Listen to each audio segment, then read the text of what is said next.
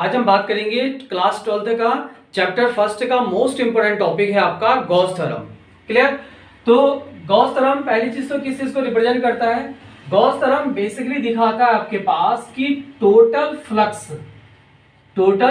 Flux phi और आपके पास charge Q, इन दोनों में रिलेशन दिखाता है। Clear? Gauss theorem total flux यानी अगर आपके पास कोई चार्ज क्यू है जिसको हमने क्लोज कर दिया, क्लियर, तो इस क्लोज सरफेस से कितना फ्लक्स पास हो रहा है, ठीक है, फाई, और इस क्लोज सरफेस के इनसाइड कितना चार्ज है क्यू, इन दोनों के बीच रिलेशन दिखाता है आपके पास। ठीक है? जो आपके पास इलेक्ट्रिक फ्लक्स है वो फ्लक्स हमने लास्ट क्लास में ऑलरेडी एक्सप्लेन कर दिया था। फ्लक्स क्या है? फ्लक्स क्या है बेसिकली आपका कि अगर हम किसी इलेक्ट्रिक फील्ड में, ये हमने कोई इलेक्ट्रिक फील्ड लिया, इस इलेक्ट्रिक फील्ड में अगर हम कोई एरिया लेते हैं, ये कोई हमने एरिया स्मॉल एरियाज ले लिया, क्लियर, तो इस स्मॉल एरिया के इनसाइड से कितनी फील्ड लाइन पास होती है उसी को बोलते हैं हम आपका फ्लक्स। तो फ्लक्स क्या है कि यूनिफॉर्म या नॉन यूनिफॉर्म फील्ड में अगर हम कोई यूनिट स्मॉल एरियाज लेते हैं तो उस स्मॉल एरिया से कितने नंबर ऑफ फील्ड लाइन पास होती है उसको बोलते हैं इलेक्ट्रिक फ्लक्स। यानी इलेक्ट्रिक फ्लक्स बेसिकली किसको रिप्रेजेंट करता है? Number of field line passing through the small surface, किसी स्मॉल सरफेस से कितना फ्लक्स पास हो रहा है। क्लियर? और बाकी आपके पास क्या है? चार्ज। इन दोनों के बीच रिलेशन दिखाता है। तो एक्सप्लेन करते हैं गॉस थ्योरम क्या है आपके पास। तो गॉस थ्योरम का जो स्टेटमेंट है आपके पास, गॉस थ्योरम बोलता है कि अगर आपके पास की कोई चार्ज है जिसको हमने क्लोज्ड स्फीयर के, यानी स्फीयर के इनसाइड हमने कोई चार्ज रखा है, क्लियर, इस अगर ये पॉजिटिव चार्ज है तो जो आपके पास इलेक्ट्रिक फील्ड लाइंस हैं वो इस पॉजिटिव चार्ज से आउटवर्ड हो जाएंगी इस तरह से, ये आपके पास क्या होंगी? फील्ड लाइन इस तरह से आपके पास आउटवर्ड को जाएंगी। क्लियर हो गया? अब हमें इस पॉजिटिव चार्ज से, यानी जो ये क्लोज्ड सरफेस है, इस क्लोज्ड सरफेस से कितना फ्लक्स आउट हो रहा है इसको हमें मेजर करना है, यानी इसको हमें काउंट करना है, ये कितना फ्लक्स पास हो रहा है इस क्लोज्ड सरफेस से आउटसाइड को। क्लियर? अब गॉस थ्योरम का जो फॉर्मूलाज है हम उसी फॉर्मूला से इसकी डेफिनेशन बनाने की कोशिश करेंगे। तो इसे क्लोज्ड सरफेस से जो टोटल फ्लक्स पास होगा फाई, क्लियर, वो होगा आपके पास closed integration of vector E dot DS, क्योंकि ई डॉट डीएस हमने जो इलेक्ट्रिक फ्लक्स है उसकी डेफिनेशन पढ़ा था, ये फ्लक्स दिखाता है स्मॉल एरिया से। अगर हमने इंटीग्रेशन एस कर दिया इसका मतलब इस क्लोज्ड सरफेस से टोटल कितना फ्लक्स पास हो रहा है, तो ये जो टर्म्स है ये रिप्रेजेंट कर रहा है आपके पास total flux passing through the closed surface equal to 1/ε0 into Q.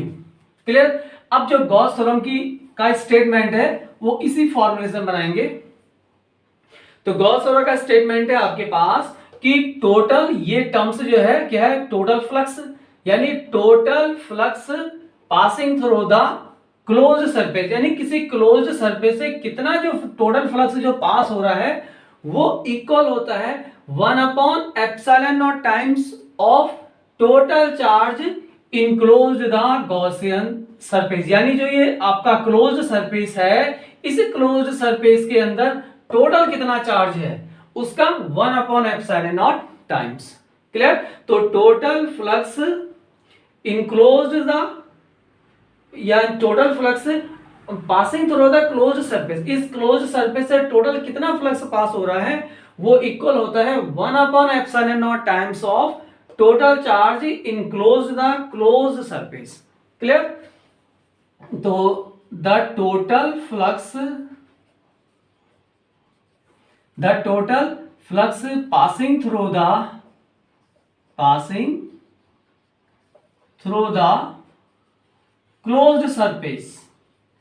closed surface is 1/ε0 times the total charge enclosed by the surface।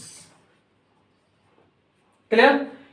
The total flux यानी फाई, ये जो टर्म्स है किसको दिखा रहा है? Total flux passing through the closed surface. इस closed surface से जो टोटल फ्लक्स पास हो रहा है वो 1/ε0 times the total charge enclosed by the surface. ये क्लोज्ड सरफेस के इनसाइड कितना चार्ज है।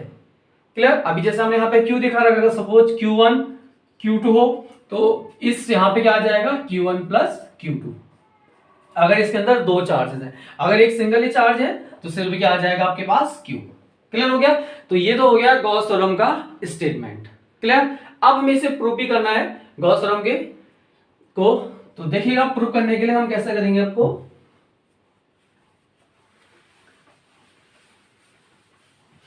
गॉस थ्योरम को प्रूव करने के लिए हमने एक आपके पास यूनिट पॉजिटिव चार्ज दे दिया Q। क्लियर? अब इससे टोटल कितना फ्लक्स पास हो रहा है वो हमें निकालना है। अब क्योंकि अगर ये चार्ज है ओपनली, अब इससे कितना फ्लक्स निकल रहा है उसको हम काउंट ही नहीं कर सकते, तो इसलिए हम इसको क्या करेंगे? एक सरफेस से क्लोज कर देंगे। ये हमने एक स्फीयर ले लिया, इस चार्ज को सेंटर मानते हुए आर रेडियस का हमने लिया आर का, और एक स्फीयर हमने क्रिएट कर दिया। क्लियर? अब इस स्फीयर यानी जो क्लोज सरफेस हमने क्रिएट करा, इससे टोटल कितना फ्लक्स पास हो रहा है वो हमें फाइंड आउट करना है। क्लियर? माना इसका टोटल जो एरिया है वो आपके पास ऐसे है। अब इस टोटल एरिया से कितना फ्लक्स आउटसाइड को निकलना है वो हमें फाइंड आउट करना है। इसको फाइंड आउट करने के लिए हमने इसके सरफेस पर एक स्मॉल एरिया एज्यूम कर दिया। ये हमने स्मॉल एरिया एज्यूम कर दिया जिसका एरिया है आपके पास ds। क्लियर? अब इस स्मॉल एरिया से कितना फ्लक्स पास हो रहा है उसको निकाल देंगे। सपोज इस स्मॉल एरिया ds से माना d फाई फ्लक्स पास हो रहा है। अब अगर आपको पूरे का निकालना है तो जो इस ds सरफेस है इससे जो फ्लक्स पास हो रहा उस फ्लक्स का अगर आप इंटीग्रेशन कर देंगे तो वो टोटल क्लोज सरफेस से कितना फ्लक्स पास हो रहा है वो फाइंड आउट हो जाएगा। क्लियर? तो इस चार्ज से टोटल कितना फ्लक्स आउटसाइड को आपके पास जा रहा है उसको फाइंड आउट करने के लिए हम इस क्लोज सरफेस में एक पहले स्मॉल सरफेस एरिया एज्यूम करेंगे। उस सरफेस से कितना फ्लक्स लाइन पास हो रहा है, फ्लक्स लाइन मतलब number of field line. Suppose assume करते माना 3 फील्ड लाइन पास हो रही है। अब ये तो सिर्फ स्मॉल सरफेस से 3 फील्ड लाइन पास हो रही है, लेकिन टोटल का निकालने के लिए इससे जो फ्लक्स निकल रहा है यानी डी फाई ई, उसका अगर आप इंटीग्रेशन कर देंगे तो वो टोटल सरफेस से कितना फ्लक्स पास हो रहा है बाहर को वो मेजर हो जाएगा। क्लियर हो गया? अब अगर हम गॉस थ्योरम का यानी गॉस थ्योरम का हमें प्रूव करना है तो गॉस थ्योरम का जो एलएचएस पोर्शन है यहाँ पे ई चाहिए और डीएस चाहिए। अब जो अगर आपके पास ये पॉजिटिव चार्ज है तो इलेक्ट्रिक फील्ड की हमने प्रॉपर्टीज पढ़ी थी, तो स्फीयर के केस में इलेक्ट्रिक फील्ड जो होता है वो हमेशा सरफेस के क्या होता है? Just perpendicular. तो ये आपके पास ई की डायरेक्शन होगी। क्लियर?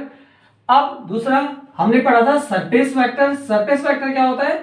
हमेशा सरफेस के परपेंडिकुलर। सरफेस के अगर हम परपेंडिकुलर खींचे तो वो आपके पास क्या होगा? Surface vector. तो इस केस में सरफेस के परपेंडिकुलर क्या होगा? जो रेडियस होती है, ये रेडियस इस सरकमफ्रेंस पर हमेशा क्या होती है? Perpendicular.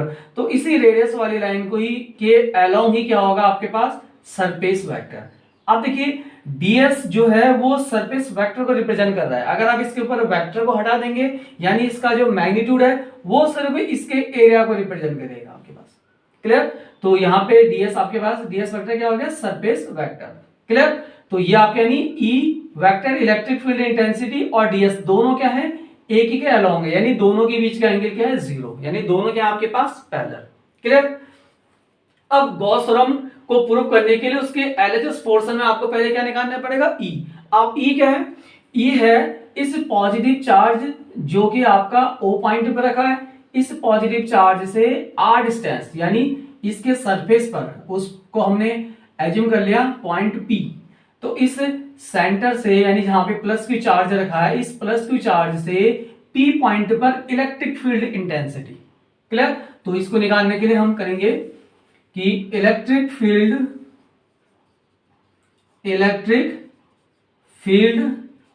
Due two plus Q charge at point P। तो इस प्लस क्यू चार्ज के कारण P पॉइंट पर इलेक्ट्रिक फील्ड इंटेंसिटी कितना होगा? तो E इक्वल टू फॉर्मूला होता है आपके पास 1/4 pi epsilon not charge over जिस पॉइंट पे आपको निकालना है उसकी डिस्टेंस का स्क्वायर। तो डिस्टेंस कितना है? r यानी रेडियस का स्क्वायर। क्लियर? तो ये तो इस प्लस क्यू चार्ज के कारण P पॉइंट पे क्या हो गया? Electric field intensity. P point क्या है? इस स्फीयर के सरफेस में है। तो इसका मतलब आप इसके सरफेस से कहीं पे भी अगर आप electric field intensity find out करेंगे तो वो आपके पास इतना ही आएगा। क्लियर? ये हो गया। अब हम निकालेंगे कि इस जो हमने स्मॉल एरिया एज्यूम कर रखा ds, इससे कितना फ्लक्स पास होगा। क्लियर? तो flux passing through the area ds, इस ds से कितना फ्लक्स पास होगा उसको हमने एज्यूम कर दिया d phi e, यानी flux passing through small area ds। इस ds से कितना फ्लक्स पास होगा? तो हमारे पास फॉर्मूला होता है वेक्टर E डॉट ds। ये हमारे पास जनरल फॉर्मूला है फ्लक्स का जो हमने लास्ट वीडियोस में पढ़ा था। क्लियर? अब E डॉट ds यानी vector A dot vector B का फॉर्मूला लगा देंगे तो क्या होता है? AB cos थीटा जो हमने 11th में पढ़ा है, तो E ds cos। अब थीटा का मतलब E और ds के बीच का एंगल। तो इलेक्ट्रिक फील्ड सरफेस के परपेंडिकुलर है और सरफेस वेक्टर भी क्या है? सरफेस के परपेंडिकुलर है, यानी E और ds दोनों क्या है आपके पास? पैरेलल। तो इनके बीच का एंगल क्या हो जाएगा? 0। क्लियर? इसको अगर हम अलग से समझे तो इस तरह से ये आपके पास E हो गया और इसी के अलावा को क्या है आपके पास? ds। तो दोनों आपके पास क्या है? पैरेलल। तो इसलिए इन दोनों के बीच का एंगल 0। क्लियर? cos 0 हो गया आपके पास 1, तो E ds। क्लियर? ये आपके पास cos 0 की वैल्यू क्या होगी? 1। तो ये इस स्मॉल एरिया से जो फ्लक्स पास हो रहा उसकी वैल्यू आ गई E ds। क्लियर? अब हमें निकालना है टोटल क्लोज्ड सरफेस से कितना फ्लक्स पास होगा। क्लियर? अब टोटल फ्लक्स निकालने के लिए तो total flux passing through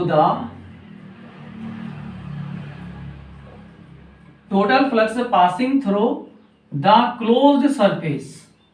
closed surface. तो इस क्लोज्ड सरफेस से टोटल कितना फ्लक्स पास होगा उसको हमने रिप्रेजेंट कर दिया फाई। तो phi equal to integration of d phi E. इस डी फाई का क्या कर दो? इंटीग्रेशन। क्लियर? तो इंटीग्रेशन अब क्योंकि सरफेस क्या है? क्लोज्ड है, तो इसलिए इंटीग्रेशन हम ये साइन लगा देंगे। इसका मीनिंग हुआ क्लोज्ड इंटीग्रेशन ऑफ, जिसका एरिया हमने कितना एज्यूम कर रखा? s। अब डी फाई की वैल्यू क्या है? E ds। क्लियर हो गया? अब जो E है आपका electric field intensity at point P, जहां पर P क्या है? उसके सरफेस पे पॉइंट है। तो इस क्लोज्ड जो सरफेस है यानी स्फीयर, इस स्फीयर के किसी भी पॉइंट पर अगर आप निकालें, यानी इसके सरफेस पर किसी भी पॉइंट पर अगर आप इलेक्ट्रिक फील्ड इंटेंसिटी निकालेंगे तो वो ऑलवेज इतना ही आएगा। यानी ये क्या है? Constant 1/4 pi epsilon q upon r square. क्योंकि सरफेस पे निकालेंगे तो ये सभी क्या होंगे आपके पास? रेडियस। तो इसलिए r कांस्टेंट है, q उसके अंदर चार्ज ओनली q ही है, बाकी ये टर्म्स 1/4 पाई एप्सिलॉन क्या है? कांस्टेंट। इसका मतलब हुआ इस प्लस q चार्ज के कारण इस स्फीयर के सरफेस पर किसी भी पॉइंट पर अगर आप E निकालते हैं तो वो ऑलवेज क्या आएगा? सेम आएगा, यानी कांस्टेंट रहेगा हर जगह पे। इसलिए E आपका कांस्टेंट है, इसको हम इंटीग्रेशन से बाहर निकाल देंगे E, तो इनसाइड बचेगा closed integration of ds। Clear? अब E की वैल्यू अगर हम पुट कर दें तो 1/4 pi epsilon not q over r square. अब इंटीग्रेशन ds क्या शो कर रहा है? ds तो शो कर रहा है इतने का एरिया। अब इंटीग्रेशन ds का मतलब ये टोटल एरिया। तो ये हो गया आपका, यानी जो इंटीग्रेशन ds है ये रिप्रेजेंट कर रहा है आपका surface area of the sphere. Clear. अब इस स्फीयर की रेडियस अगर r है तो इसका सरफेस एरिया क्या हो जाएगा आपके पास 4 पाई r स्क्वायर। क्लियर, इसकी वैल्यू यहां पुट कर देंगे हम, तो 4 पाई r स्क्वायर। क्लियर, तो 4 पाई से 4 pi cancel out, r square से r स्क्वायर कैंसिल आउट, तो total flux phi equal to, या इसको हम लिख सकते हैं टोटल फ्लक्स फाई को close integration of vector E dot ds। ठीक है, तो यही तो आपका टोटल फ्लक्स है। ये किसके बराबर आ गया, q upon epsilon not, q upon epsilon not. ठीक है, 4 पाई से 4 pi cancel, r square cancel, तो q ओवर एप्सिलॉन नॉट। यही आपके पास क्या है, गॉस है। क्लियर, कि total flux passing through the closed surface is 1 upon epsilon not times of total charge. ये जो चार्ज है इसको हमेशा हम बोलेंगे टोटल चार्ज है। क्लियर, यहाँ पे आपके पास एक ही चार्ज है, अगर सपोज इसमें अगर 10 चार्ज है, Q1 Q2 Q3 Q10, तब यहाँ पे सभी चार्ज का क्या आ जाएगा, सम। क्लियर, तो ये हो गया आपके पास गॉस थ्योरम का। गॉस थ्योरम की कुछ लिमिटेशन, तो गॉस थ्योरम की फर्स्ट लिमिटेशन है, Gauss theorem always closed surface के लिए आपके पास एप्लीकेबल है। यानी गॉस थ्योरम में जो सरफेस होना चाहिए वो आपके पास क्लोज्ड सरफेस होना चाहिए, closed surface. Clear, close surface, अगर सरफेस क्लोज्ड होगा तभी आप मेजर कर पाएंगे कि इससे कितना फ्लक्स पास हो रहा है। तो आप स्मॉल एरियाज के लिए निकालेंगे फ्लक्स, फिर उसका इंटीग्रेशन करेंगे तो टोटल क्लोज्ड सरफेस से कितना फ्लक्स बाहर निकला है उसको आप मेजर कर पाएंगे। क्लियर, तो अगर आपके पास सरफेस क्लोज्ड नहीं है तो आप प्रॉपर यानी आप फ्लक्स को काउंट नहीं कर सकते या मेजर नहीं कर सकते। दूसरा लिमिटेशन है, अगर क्लोज्ड सरफेस के इनसाइड चार्ज जीरो हो, यानी अगर इसके अंदर चार्ज ही ना हो, Q अगर जीरो हो तो जो फ्लक्स है टोटल फ्लक्स वो भी जीरो हो जाएगा। क्योंकि अगर क्लोज्ड सरफेस के इनसाइड कोई चार्ज नहीं होगा तो कोई फ्लक्स लाइन आपके पास आउटवर्ड को नहीं निकलेंगी। तो ये आपके पास गॉस थ्योरम का लिमिटेशन है। नेक्स्ट थर्ड लिमिटेशन है कि अगर आपके पास जो चार्ज है, अगर ये ऐसे मीडियम में रखा है जिसका डाइलेक्ट्रिक कांस्टेंट, अगर इस मीडियम का डाइलेक्ट्रिक कांस्टेंट K हो, तब उस केस में गॉस थ्योरम की वैल्यू होती है, गॉस थ्योरम जो आपके पास फॉर्मूला है, यानी टोटल फ्लक्स होगा closed integration vector E dot ds equal to Q over K epsilon naught. यहां पे सिर्फ K टर्म्स आपका आ जाएगा, जहां पे K क्या है, डाइलेक्ट्रिक कांस्टेंट, उस मीडियम में जहां आपने चार्ज को प्लेस करा है।